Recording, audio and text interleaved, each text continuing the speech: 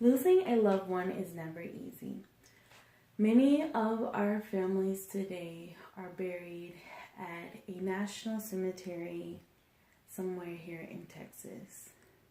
There are over 100 national cemeteries located in the United States. Living in the great state of Texas, we're fortunate to own 6 national cemeteries.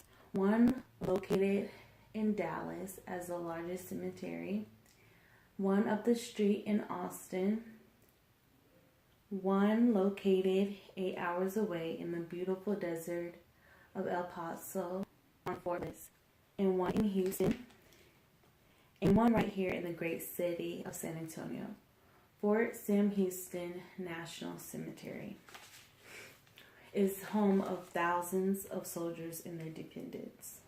The national landmark is a part of Fort Sam Army Base and was named in the honor of General Samuel Houston, a hero of the Texas Revolutionary and the first president of the Republic of Texas. The cemetery is located right outside of the Army base on 1520 Harry Wurzbach Road and is approximately 154.7 acres and has over 140,000 graves. It is owned by the Department of Veteran Affairs. During the Mexican War, the U.S. Army established a headquarters at the San Antonio Training Camp in San Pedro Spring. In 1984, San Antonio was named the headquarters of the U.S. Army with the 8th Military District. Anyone familiar with the phrase, "Remember the Alamo"? Well, you can thank General Samuel Houston. General Samuel Houston was born on March 2nd, 1793 in Rockridge County, Virginia. Houston is known to be an Army brat. P.S. article says Houston was born in a military family in Virginia in 1793. His father was an Army major who served in the Revolutionary War. Died when Sam was 14. Houston ran away and lived with a Cherokee tribe due to his father's death. Houston moved to Texas in 1832. The newly independent Lone Star Republic made Houston its first president in 1836. He filled the office again in 1841. Houston practiced law in Nacogdoches, St. Austin, and other places, says McDonald. Houston died in Huntsville, Texas in 1863 on his farm. If you're ever on I-45 North, feel free to stop by one of the tallest memorial dedicated to a general.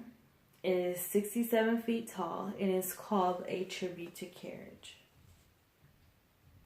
I've had the opportunity to visit the National Cemetery. Every time a family member comes to visit, me and my family, we either, of course, take them to the Alamo, and of course, due to many of my family members who have served in the military, we take them by Fort Sam National Cemetery. The experience is great, and also being able to see the cadets blow the gun, salute off a soldier. In one of the articles from NPR News, here's Sergeant First Class David Jones says, when he gets up there, he makes sure the flag is properly dragged. The dog tags are the way they're supposed to be. Having a father serving military members in the United States, it makes me feel connected to this national landmark. Knowing the sacrifice they have made for this country warms my heart. Although our country is quite chaotic right now, remembering the sweat, tears, and blood that many of these soldiers had to sacrifice for this country brings a sense of peace at such a time as this. If you're ever looking to celebrate Memorial Day, President's Day, Columbus Day, or even Veterans Day, Why don't you stop by Fort Sam National Cemetery and make your tribute? Thank you.